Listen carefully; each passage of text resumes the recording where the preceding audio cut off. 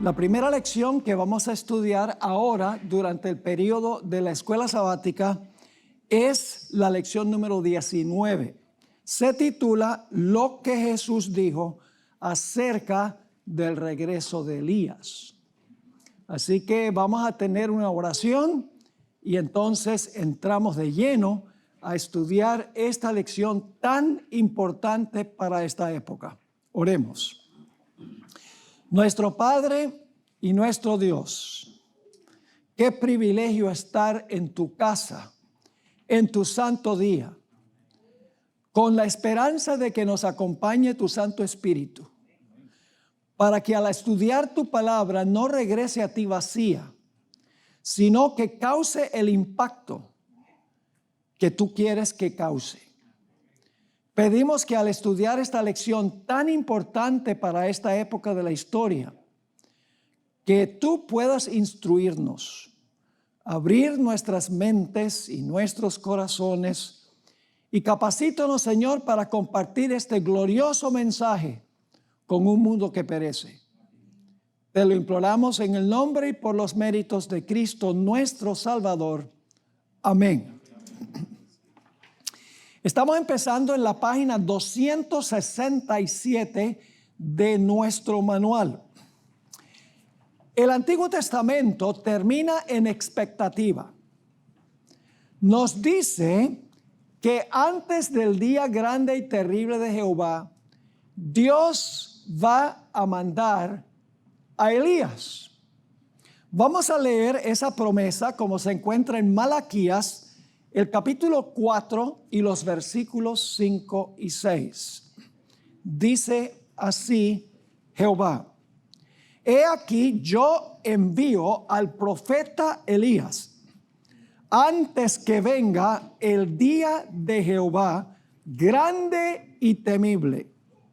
Él hará volver los corazones de los padres a los hijos y el corazón de los hijos a los padres, no sea que venga yo y golpee la tierra con destrucción. Así que Dios en estos versículos promete enviar a Elías antes del día grande y terrible de Jehová. Ahora vamos a encontrar en nuestro estudio que esta profecía de la venida de Elías tiene un doble cumplimiento. Un cumplimiento antes de la primera venida y un cumplimiento antes de la segunda venida de Jesús. Así que en realidad tenemos tres Elías. El primer Elías es el Elías histórico del Antiguo Testamento. El segundo Elías es el del Nuevo Testamento. Y el tercer Elías es el Elías del tiempo del fin. Así que la profecía raíz es la del Antiguo Testamento. Luego el cumplimiento en el Nuevo Testamento y luego el cumplimiento de la profecía de Elías en el tiempo del fin. Ahora, la historia de Elías en el Antiguo Testamento es fundamental para entender los otros dos Elías que vienen después. Los protagonistas y los elementos de la historia del Antiguo Testamento llegan a ser cruciales para entender el Elías del Nuevo Testamento y el Elías que existirá al final de la historia. Así que tenemos que mirar los elementos de la profecía o la historia de Elías en el Antiguo Testamento. Y solamente podemos abreviar los detalles porque nos tomaría mucho más tiempo analizar cada detalle de lo que ocurrió en el Antiguo Testamento. Así que voy a resumir los elementos principales de la historia del Antiguo Testamento. En primer lugar, en la historia del Antiguo Testamento tenemos a Acab. Y si ustedes miran las características de Acab, era un gobernante civil débil, fácilmente influenciado por una mujer llamada Jezabel. Es decir, que él no tenía columna vertebral. Él hacía lo que decía Jezabel en la historia. Y esto nos lleva a la segunda persona en la historia de Elías del Antiguo Testamento. La segunda persona es Jezabel. Jezabel era asesina, ramera y hechicera. Eso lo dice la Sagrada Escritura. Manipuladora y confabuladora con el rey.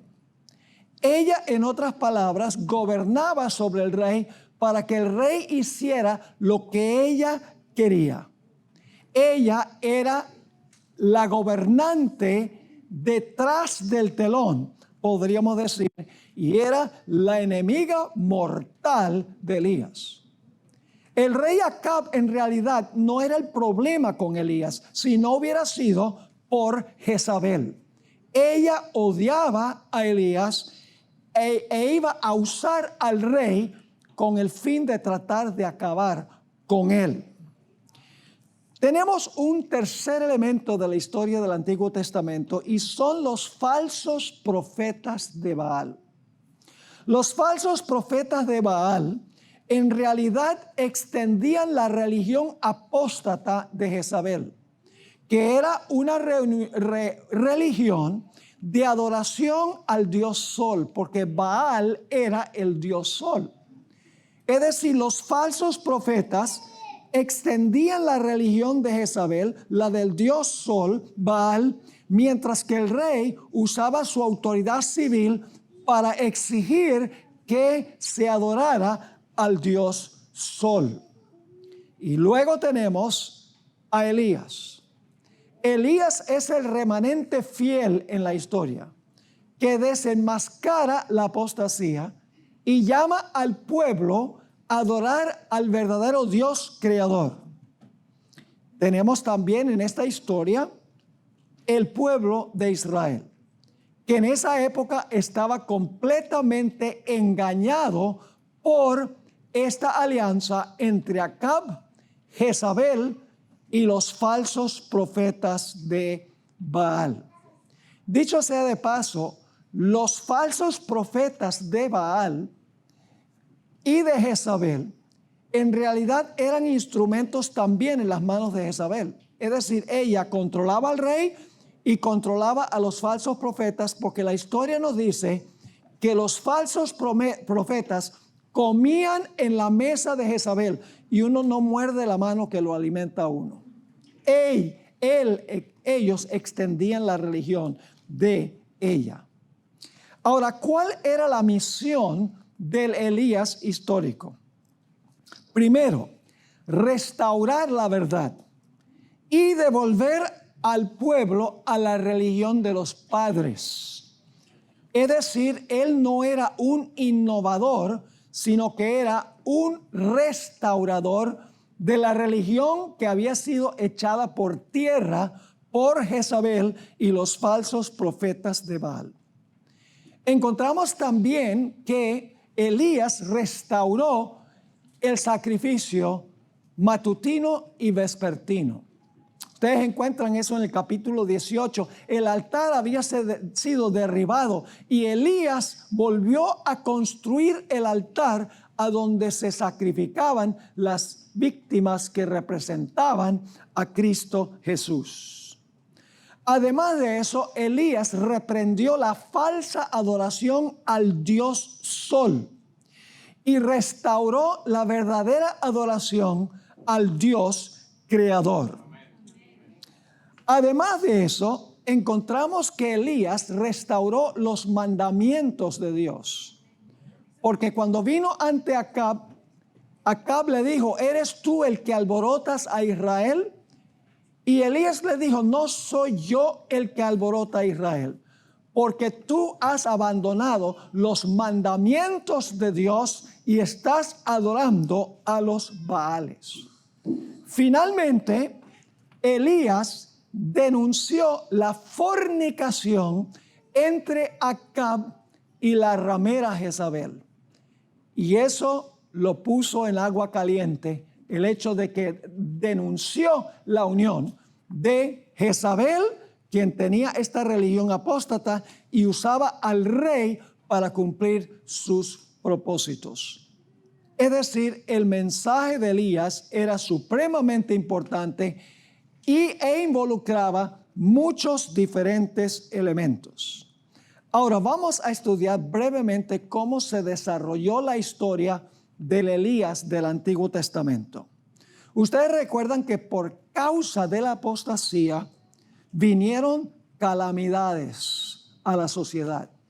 Es decir, había sequía, hambre y pestilencia como resultado de lo que había estado haciendo el pueblo de Israel. Encontramos en la historia que todas estas calamidades en la naturaleza y en la sociedad le fueron atribuidas al profeta Elías por el mensaje que él estaba impartiendo.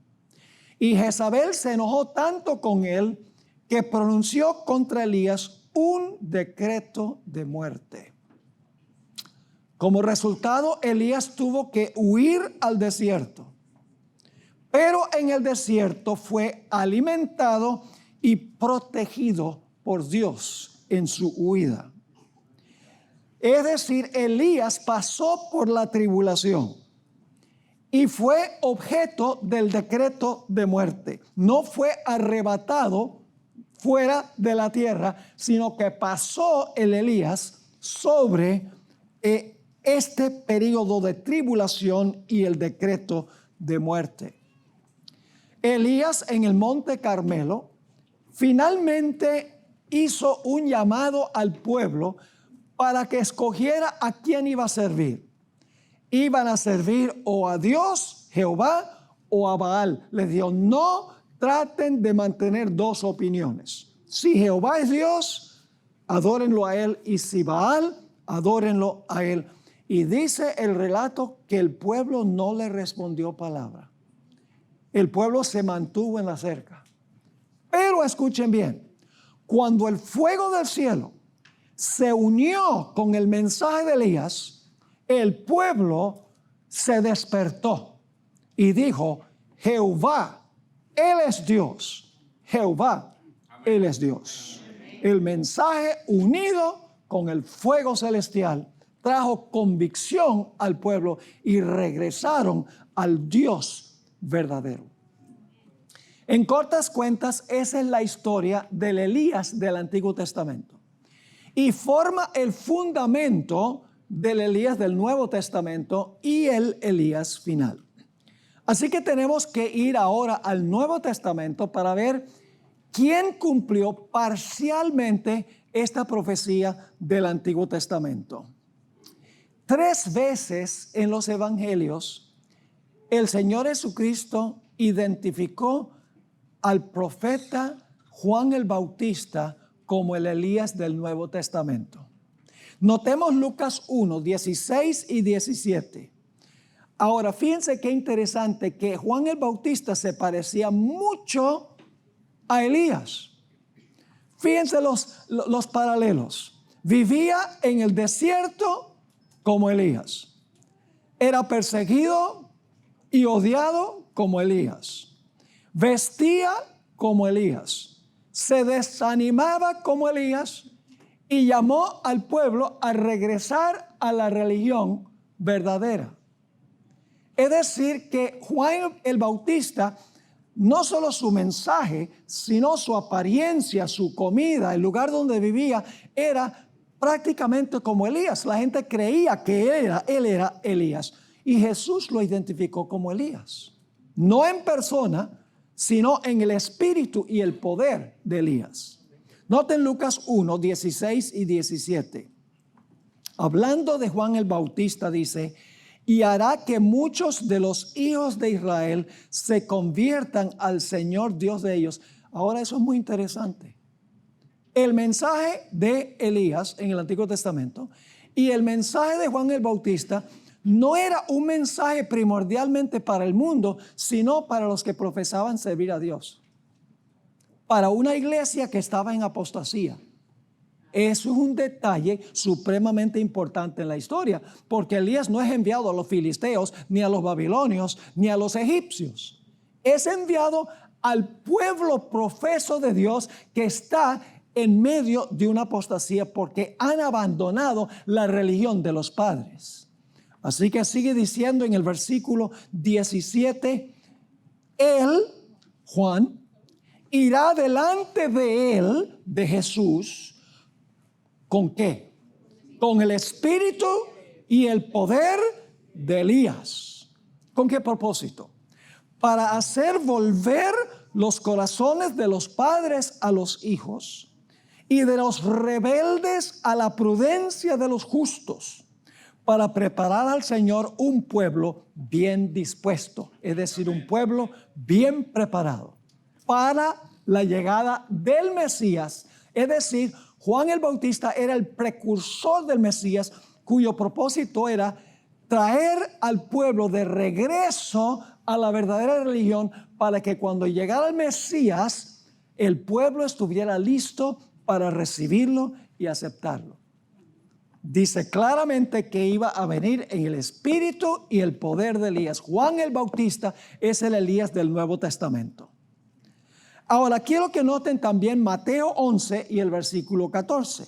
Mateo 11, 14. Jesús está hablando aquí a sus discípulos y dice: y si queréis recibirlo, él, Juan, es aquel Elías que había de venir. Jesús dice, Juan es el Elías que había de venir. Y nuevamente en Mateo 17, el versículo 10 al 13, se repite el mismo pensamiento. Noten lo que dice Mateo 17, 10 al 13. Entonces sus discípulos le preguntaron a Jesús: ¿por qué pues dicen los escribas que es necesario que Elías venga primero? Respondiendo Jesús les dijo: a la verdad, Elías viene primero. ¿Y qué? Oh, yo pregunto, ¿Elías iba a traer una nueva religión? ¿Nuevas doctrinas? No, es el restaurador de lo que el pueblo había abandonado. Me pregunto, ¿la iglesia adventista es llamada para restaurar? Sí, a eso vamos después. Respondiendo Jesús les dijo: a la verdad, Elías viene primero y restaurará todas las cosas. Mas os digo que Elías ya vino y no le conocieron, sino que hicieron con él todo lo que quisieron. Así también el Hijo del Hombre padecerá de ellos. Entonces los discípulos comprendieron que les había hablado de Juan el Bautista.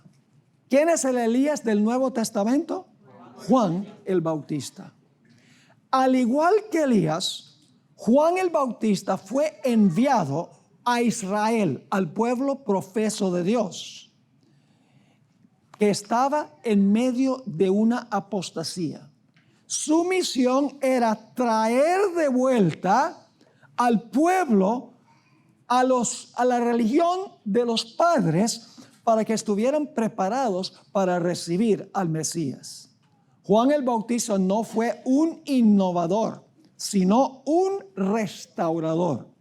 Por eso dice en Lucas 1:16, que ya leímos: hará que muchos de los hijos de Israel se conviertan al Señor Dios de ellos. Imagínense, su mensaje era que el pueblo escogido se convirtiera al Señor. Quiere decir que estaban en apostasía. Tenían que regresar a la verdad. Tenían que regresar al mensaje que Dios les había concedido. Es de vital importancia darse cuenta que la misión de Juan el Bautista no era convertir al mundo primordialmente. Su misión era que el pueblo regresara una vez más a los hitos que Dios había establecido.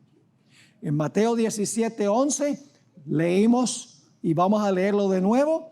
Respondiendo Jesús les dijo: a la verdad, Elías viene primero y restaurará todas las cosas. Es decir, el propósito de Elías es restaurar lo que se había perdido. Restaurar el mensaje que Dios le había dado al pueblo de Israel. Debían volver a la religión de los padres. Eso es lo que significa que volvería otra vez a reconciliarse los padres con los hijos. Ahora, ¿cuál fue el mensaje de Juan el Bautista? Pues el mensaje de Juan el Bautista fue similar al mensaje que proclamó Elías en el Antiguo Testamento. En primer lugar, Juan el Bautista llamó al pueblo al arrepentimiento. Yo pregunto, ¿el Elías del Antiguo Testamento llamó al pueblo a arrepentirse? Claro que sí. Predicó el arrepentimiento, pero yo pregunto, ¿de qué nos arrepentimos? ¿De qué nos arrepentimos? Del pecado. ¿Y qué es pecado? Transgresión de la ley. ¿Está involucrado el mensaje de la ley en el mensaje de Juan el Bautista? Sí, porque está llamándolos a arrepentirse del pecado. Y el pecado es transgresión de la ley. Así que Juan el Bautista predicó el mismo mensaje que había predicado Elías en el Antiguo Testamento. Restaurar los mandamientos de Dios. Y escuchen bien, Juan el Bautista exaltó el séptimo mandamiento especialmente. Y es que Herodías y Herodes estaban en una relación fornicaria. El rey estaba fornicando con la esposa de su hermano. Y el Elías del Nuevo Testamento, Juan el Bautista, denunció la unión de Herodes con esta mujer. Estaban cometiendo adulterio o fornicación. Además de eso, el Elías del Nuevo Testamento también restauró el sacrificio que había sido olvidado, el altar que había sido olvidado. Y ustedes dicen, ¿cómo hizo Juan el Bautista eso? ¿Ustedes recuerdan cuando Jesús fue allá al Jordán? ¿Qué fue lo que dijo Juan el Bautista? He aquí el Cordero de Dios que quita el pecado del mundo. Yo pregunto, ¿el Elías del Nuevo Testamento exaltó el sacrificio del Cordero como en el Antiguo Testamento Elías restauró el altar a donde se sacrificaban los animales? Sí, restauró el verdadero evangelio. Ahora, no solamente Juan el Bautista restauró la necesidad de arrepentirse del pecado, que es transgresión de la ley, para recibir perdón, sino que Juan el Bautista también predicó que tenía que haber un cambio de vida. Noten lo que dice en Mateo 3 y el versículo 11. Aquí está hablando Juan el Bautista. Yo a la verdad os bautizo en agua para arrepentimiento. Pero el que viene después de mí, cuyo calzado no soy digno de llevar, es más poderoso que yo.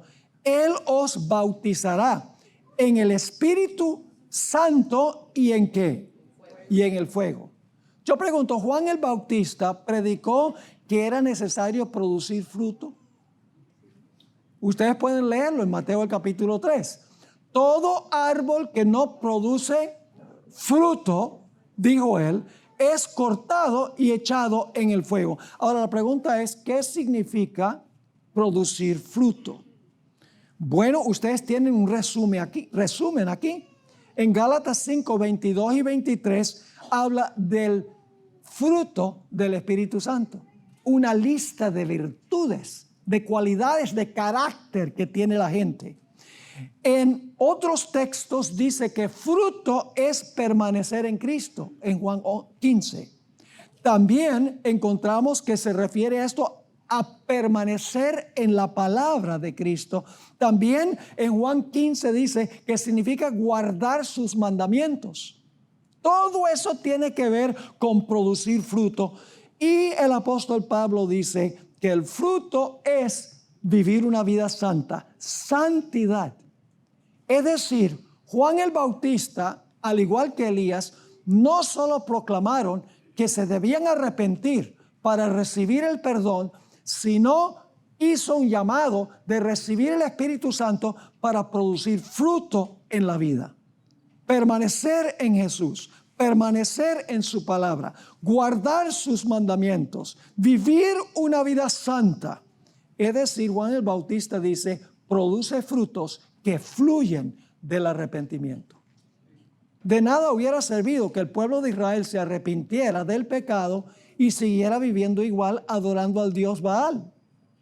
Era necesario no solo que se arrepintieran de transgredir la ley y que recibieran perdón, sino que cambiaran sus prácticas de adoración y que guardaran los mandamientos de Dios.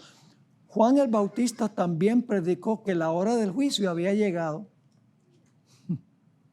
Dijo que el Mesías, el aventador, estaba en su mano e iba a aventar su era e iba a separar la mies de la paja, y la mies la iba a reunir en su granero y la paja sería consumido con fuego. Es decir, Juan el Bautista dijo, mi mensaje va a causar que existan dos grupos, los fieles y los infieles. Es decir, el mensaje que predicó Juan el Bautista fue un mensaje de juicio. Fíjense Mateo 3 y el versículo 12. Su aventador está en su mano, hablando del Mesías, y limpiará su era. Recogerá su trigo en el granero y quemará la paja en fuego que nunca se apagará. ¿Fue el mensaje de Juan el Bautista un mensaje de juicio que iba a dividir a Israel en dos grupos, los fieles y los infieles? ¿Cómo no? Claro que sí. Ahora, es imposible hablar del juicio sin hablar de la ley, porque Santiago dice que seremos juzgados por la perfecta ley de la justicia. Es decir, Juan el Bautista también predicó el juicio y predicó la necesidad de observar la santa ley de Dios. Y todo el propósito del mensaje de Juan el Bautista, que es un mensaje muy similar al Elías del Antiguo Testamento, era preparar a un pueblo para que estuviera listo cuando llegara el Mesías. Es interesante notar lo que dice en el Evangelio según San Lucas, el capítulo 3 y el versículo 4 y 5. Dice allí que cada montaña y colina sería bajada, los lugares torcidos se harían rectos y todos los caminos ásperos se harían suaves. Eso es lenguaje simbólico. Es decir, los corazones iban a ser preparados para la venida del Mesías. Pero ahora tenemos un relato muy interesante. Escuchen lo que voy a decir. En el Antiguo Testamento, Elías tenía 3 enemigos. ¿Cuáles eran los 3 enemigos?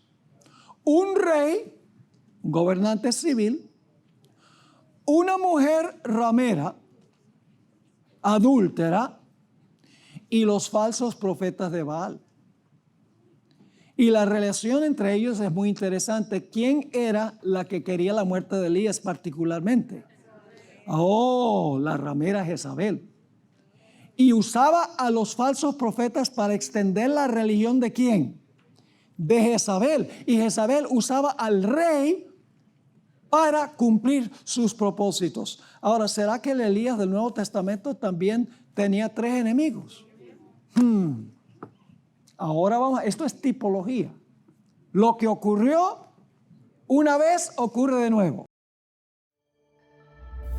¿Sientes que el peso del día a día es demasiado? En Cómo Vivir la Vida, el pastor Luis Fernando Manrique te invita a hacer una pausa.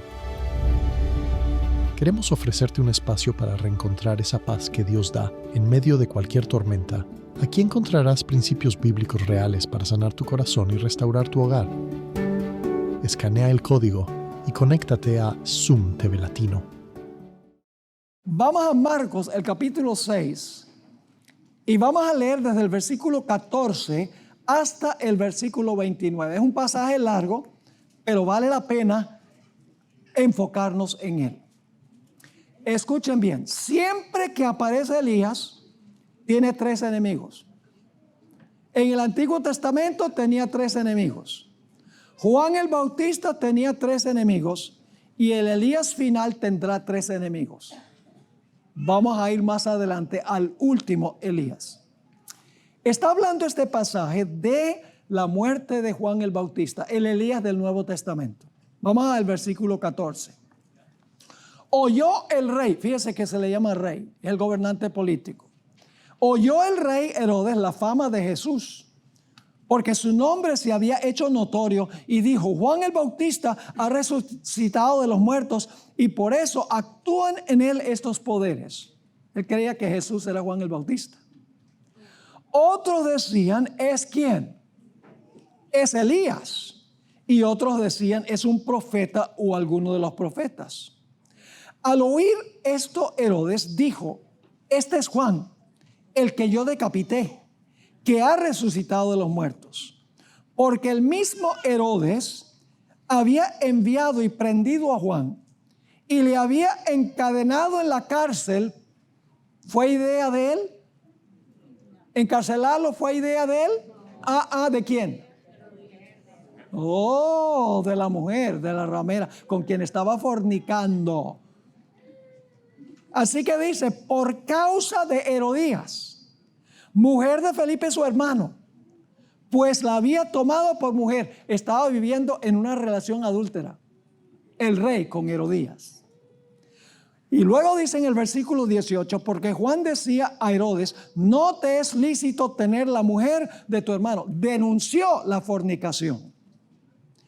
Pero Herodías le acechaba y deseaba matarle y no podía. Es decir, tenía, por así decirlo, una herida mortal.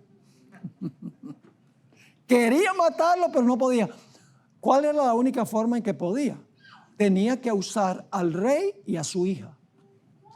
Vamos a seguir leyendo aquí en el versículo 20.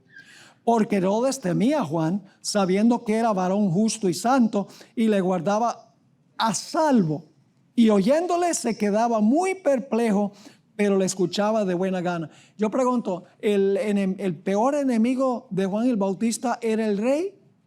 No, si no hubiera sido por Herodías, no habría ningún problema. Es cuando Herodías influyó sobre el rey que peligra Juan el Bautista. Sigue diciendo en el versículo 21. Pero venido un día oportuno. ¿Oportuno para quién? Para Herodías. En que Herodes, en la fiesta de su cumpleaños, daba una cena a sus príncipes y tribunos y a los principales de Galilea.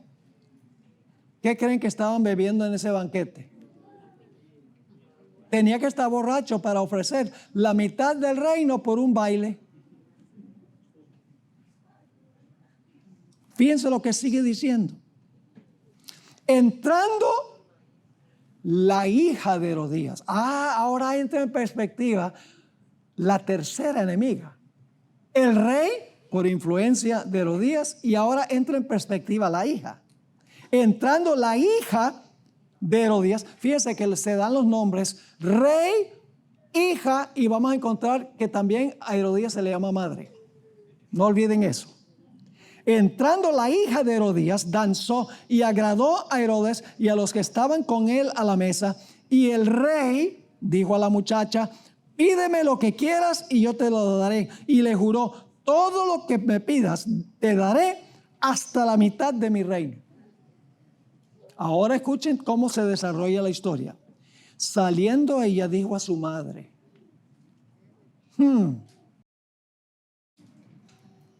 ¿Qué dijo la hija? Le pregunta a su madre. ¿Qué le pregunta? ¿Qué pediré? Y ella le dijo: la cabeza de Juan el Bautista. Y ella dijo: mamá. No. Como era la madre, era la hija. Entonces ella entró prontamente al rey y pidió diciendo: quiero que ahora mismo, ni lo pensó, que ahora mismo me des en un plato la cabeza de Juan el Bautista. Y el rey se entristeció mucho, pero por causa del juramento y de los que estaban con él a la mesa, no quiso desecharla. ¿Qué clase de carácter tenía Herodes? El mismo carácter que tenía Acab. Débil, fácilmente influenciado, sin columna dorsal.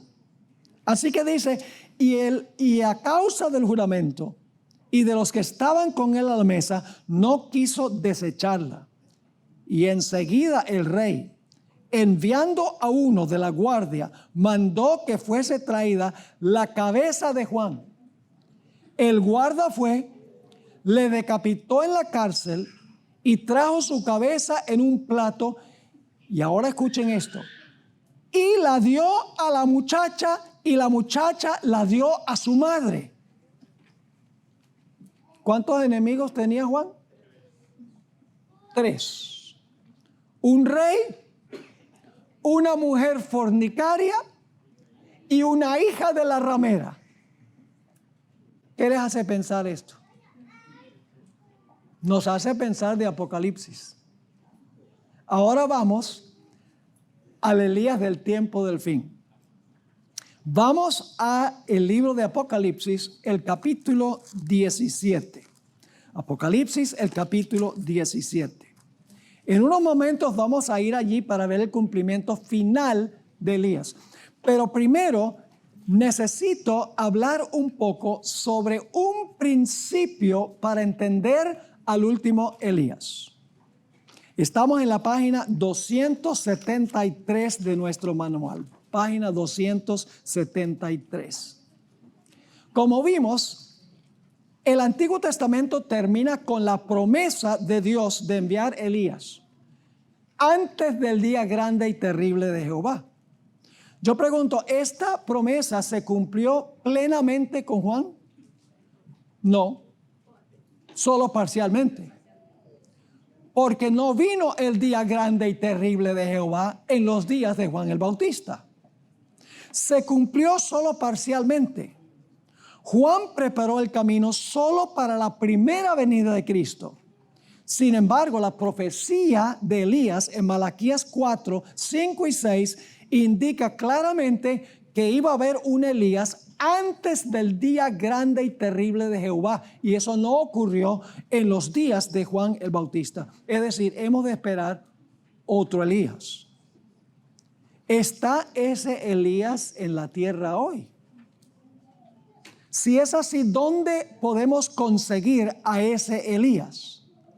Ahora, antes de identificar al Elías del final de la historia y su mensaje, tenemos que tomar en cuenta un principio muy importante. En el periodo del Antiguo Testamento que conduce a la primera venida de Cristo, estamos tratando con el Israel literal y local. ¿Correcto? El Israel literal allá en lo que se llama Tierra Santa y con personajes literales.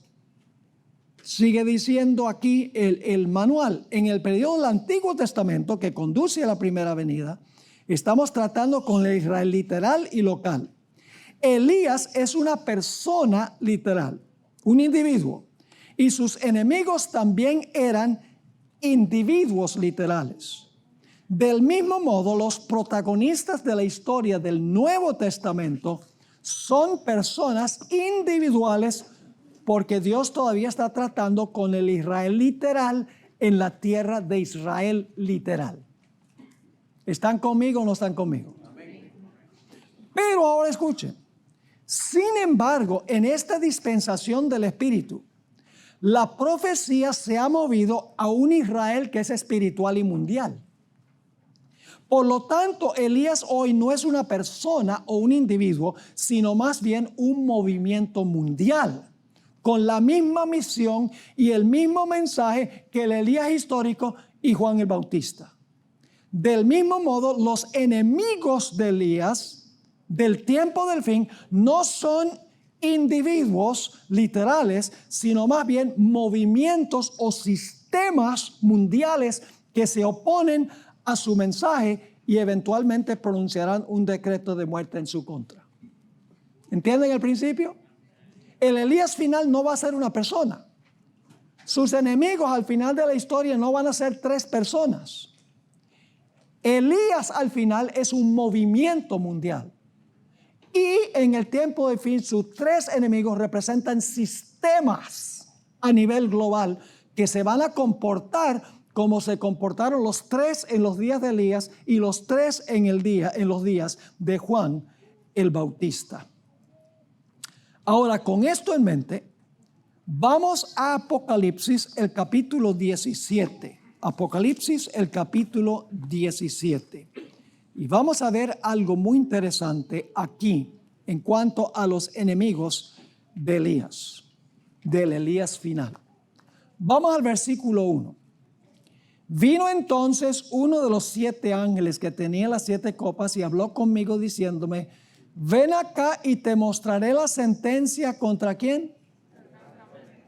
¿Hay una mujer ramera aquí? Sí, la gran ramera. ¿Qué? Que está sentada sobre muchas aguas. ¿Qué significa el hecho de que está sentada? Gobierna sobre las aguas. ¿Y qué son las aguas? El versículo 15 dice: muchedumbres, naciones, lenguas y pueblos. Ella controla y domina a las naciones. Ahora, ¿qué representa una mujer ramera? ¿Una iglesia qué? Una iglesia apóstata. Sigue diciendo: con la cual han fornicado los reyes de la tierra. Hay un segundo enemigo aquí. ¿Los reyes hacen lo que ella dice, sí o no? Claro, fornica con los reyes de la tierra, como pasó con los primeros 2 Elías. Y los moradores de la tierra se han embriagado con el vino de su fornicación. Está vino involucrado también, que no permite que piensen claramente. Y me llevó en el espíritu al desierto, vi una mujer sentada sobre una bestia escarlata, llena de nombres de blasfemia, que tenía 7 cabezas y 10 cuernos. Y fíjense cómo estaba vestida. Si ustedes ven el fin de Jezabel, ¿qué hizo ella? Ella estaba en un segundo piso y estaba bien adornada y pintorreada. En 2 Reyes 9 está la historia. Igual que esta ramera. Ella se pintó porque quería seguir influyendo sobre el rey. Pero Josafat no le caminó. Dijo: échenla abajo. Tuvo su caída. ¿Por qué esta ramera al final de la historia, que representa una iglesia apóstata, se describe aquí como qué? Vestida de púrpura y escarlata y adornada de oro, de piedras preciosas y de perlas. ¿Con qué propósito? Para impresionar a ¿quiénes? A los reyes de la tierra. Se viste como ramera. Y sigue diciendo: y tenía en la mano un cáliz de oro lleno de abominaciones y de la inmundicia de su fornicación. Y en su frente un nombre escrito, ahora escuchen, un misterio: Babilonia la grande, la que, si es madre debe tener ¿qué? Hijas que hacen lo que ella dice. ¿Están conmigo o no están conmigo? La madre de las rameras y de las abominaciones de la tierra. ¿Y qué clase de mujer es? ¿Qué quería Jezabel? ¿Asesinar a quién? A Elías. ¿Será que esta ramera también tiene el mismo espíritu? Noten el versículo 6. Vi a la mujer ebria de la sangre de los santos. Jezabel mató a muchos de los profetas, según la historia del Antiguo Testamento. Vi a la mujer ebria de la sangre de los santos y de la sangre de los mártires de Jesús. Y cuando la vi, quedé asombrado con gran asombro. ¿Va a haber una triple alianza al final de la historia? ¿Quiénes son los miembros de la triple alianza? Los reyes de la tierra. ¿La voluntad de quién harán los reyes de la tierra? De la ramera. Pero la ramera tiene una herida mortal. Y necesitan la ayuda de ¿qué? De las hijas. Y a través de las hijas va a recuperar su poder para acabar con los fieles de Dios. ¿Qué representan estos 3 sistemas? Bueno, el rey representa a los gobernantes del mundo. Ya no un gobernante en un lugar, no Herodes, no Acab, sino todos los poderes civiles del mundo. ¿Qué representa la ramera? Vestida de púrpura escarlata, que domina las naciones, que está involucrada en la política. ¿Qué representa la ramera? Representa el poder papal. ¿Y quiénes son las hijas? Las hijas nacieron de ella en el siglo XVI. Las sectas protestantes, que tienen las mismas doctrinas, muchas de ellas que tiene la madre. Y por eso se van a prestar, ¿para qué? Se van a prestar para perseguir a los que no están en armonía con la teología de la ramera. Las hijas nunca pudieron zafarse de la madre. Tienen muchas de las doctrinas de la madre. Por ejemplo, las hijas del papado enseñan que el infierno arde para siempre y que uno va allí cuando se muere.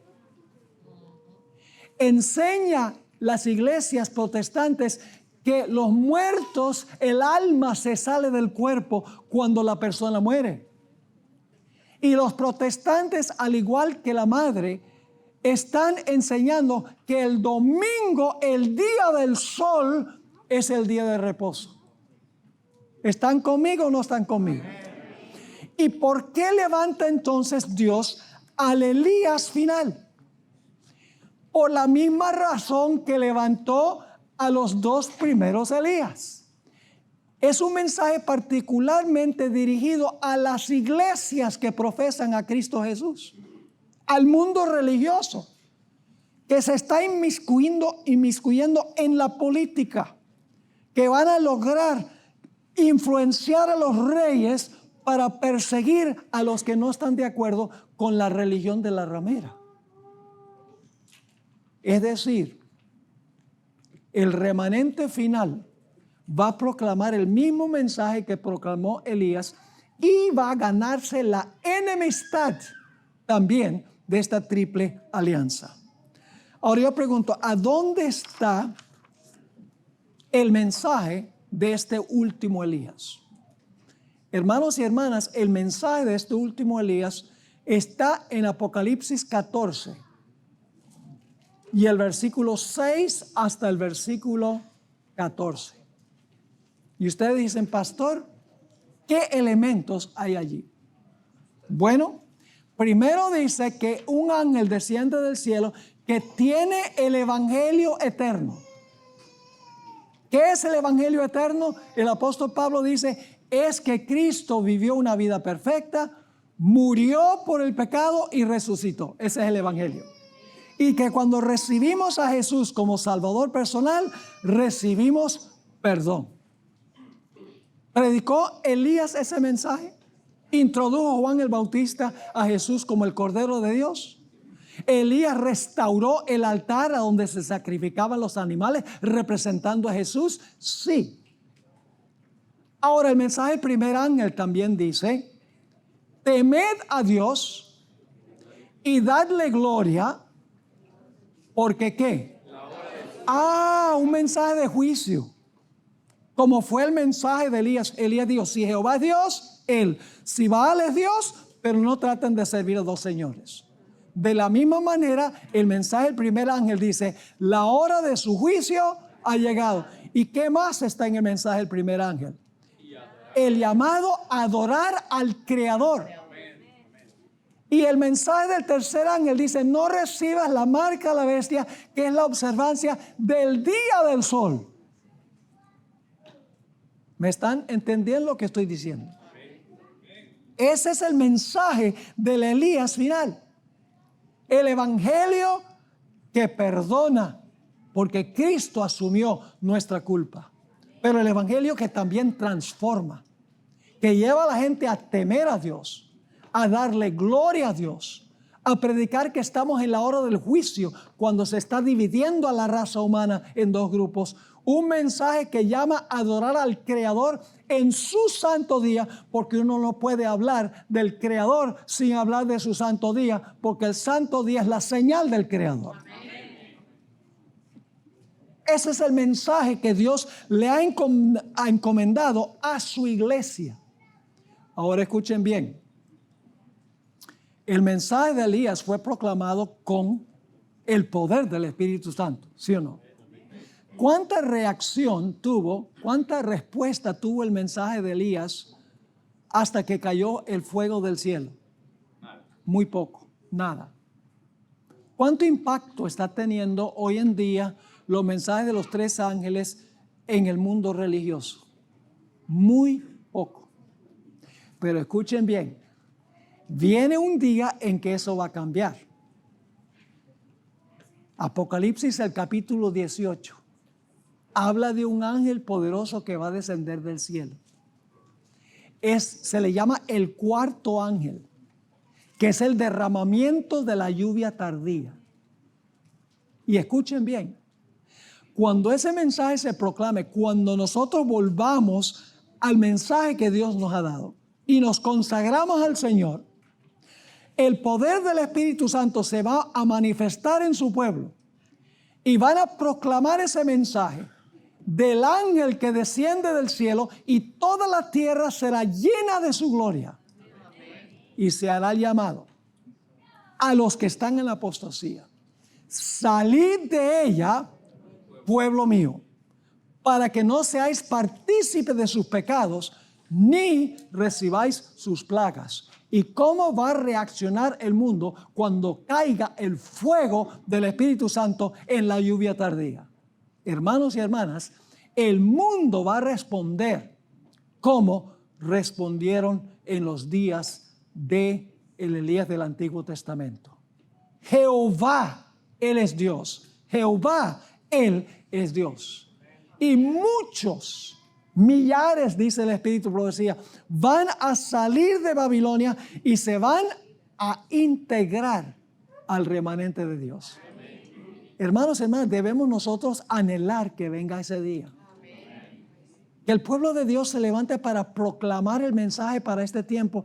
Hermanos y hermanas, ya no podemos nosotros proclamar el mismo mensaje que proclaman las iglesias que no tienen la verdad presente. Dios nos llama a predicar la verdad presente. Los mensajes de los 3 ángeles. La hermana White dice que nada más debe absorber nuestra atención. La razón de nuestro existir es la proclamación de los mensajes de los 3 ángeles. Y si nosotros no estamos cumpliendo esa misión, no estamos haciendo lo que Dios quiere que nosotros hagamos. La sierva del Señor dice que si la iglesia adventista no cumple con su misión y no aprovecha las bendiciones que Dios ha dado, ella dice que será hallada falta. No lo digo yo, lo dice ella. Dios quiere que nosotros nos consagremos plenamente al Señor, que pongamos todo en el altar del sacrificio. Pongamos nuestra reputación, pongamos nuestro dinero, pongamos nuestros talentos, pongamos todos nuestros recursos a disposición del Señor. Que hagamos una entrega completa y total al Señor. Y saben que cuando hagamos eso, el mundo se va a despertar. Se va a despertar para bien y también para mal. Para bien, porque muchos van a salir y van a ingresar al pueblo de Dios. Pero eso levantará de parte del mundo cristiano gran oposición en contra del pueblo de Dios. Ahora vamos al último párrafo, porque el tiempo apremia, que resume básicamente lo que hemos dicho en cuanto al último Elías. El mensaje del fuerte clamor denunciará a las religiones del mundo por cometer fornicación espiritual con los reyes de la tierra. Denunciarán la unión adúltera de la iglesia con el poder civil. El movimiento final de Elías será odiado, especialmente por la ramera. Todos los poderes del mundo se unirán en un último intento de destruir al remanente de Dios. Los resultados serán, ¿qué cosa?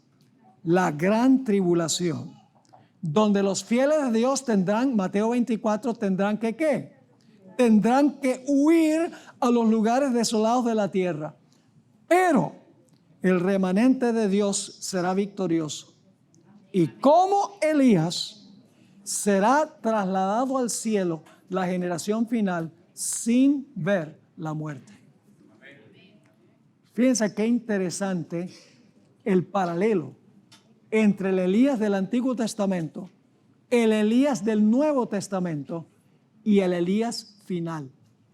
Unos paralelos impresionantes que no estamos imponiéndole al texto, sino que saltan de las páginas de la Biblia, que va a haber un Elías final global, compuesto de muchedumbres de personas fieles, proclamando el mensaje de Dios en todas partes del mundo. Hermanos y hermanas, este es el mensaje que Dios nos ha llamado a proclamar. Nosotros no podemos adorar como las demás iglesias. No podemos predicar como las demás iglesias. No podemos usar la música que usan las demás iglesias para saltar y para levantar las manos y para hacer un escándalo en la iglesia. No podemos hacer eso. Toda nuestra adoración tiene que ser distintiva, tiene que ser diferente. Nuestro estilo de vida tiene que ser diferente. No porque estamos obligados a hacerlo, no porque vamos a ganar la salvación, sino porque amamos a Jesús y queremos hacer lo que a Él le complace. Dios quiere que así sea la iglesia. Él quiere otra vez que regresemos. Es decir, no hay un nuevo mensaje. Dios quiere que volvamos otra vez. Es la función de Elías, traer al pueblo de Dios al regreso de lo que la iglesia tiene como misión y tiene como mensaje. Hermanos y hermanas, yo les lanzo el desafío de que nos consagremos al Señor. Pongamos todo en el altar del sacrificio. No nos reservemos nada para nosotros. Proclamemos el mensaje que Dios nos ha concedido en los mensajes de los 3 ángeles. Y así estaremos cumpliendo la misión. Y así se levantará la oposición. ¿Saben? La hermana White dice, ¿por qué no hay oposición hoy? ¿Por qué no hay persecución hoy? Ella dice, porque nos hemos acomodado al mundo y por lo tanto no despertamos oposición. Pero ella dice que cuando nosotros nos consagremos a Dios y nos despertemos, el mundo también se va a despertar. El mundo religioso también se va a despertar. Así que mi consejo humildemente es que nosotros volvamos otra vez a la religión de nuestros padres y proclamemos el mensaje con poder para que miles y miles de personas sinceras en todas las demás iglesias puedan escuchar el mensaje y responder al llamado a salir de ella, pueblo mío. Y multitudes van a ingresar a la iglesia remanente del Señor cuando hagamos eso. Que Dios nos bendiga y que esa sea nuestra experiencia. ¿Sabías que existe un ministerio cuya misión es proclamar la verdad de Dios al mundo y el mensaje final de Dios? ¿Cómo cambiaría el mundo si más personas conocieran el mensaje eterno de esperanza? Zoom TV es igual a Secret San Sil Ministry Televisión.